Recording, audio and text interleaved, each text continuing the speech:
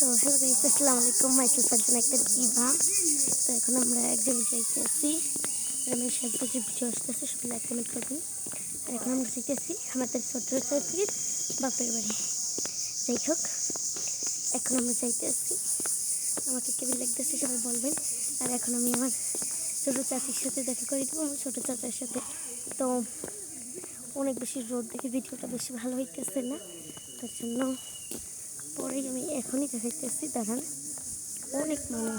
এই যে আমার ছোট চাচি, এই যে আমার বড় বোন, আর এই যে আমার বড় আম্মু, মানে আমার বড় চাচি, এই যে এই লাভি মানে আমার ভাই। আর এখন খালি আছে আমার চাচি।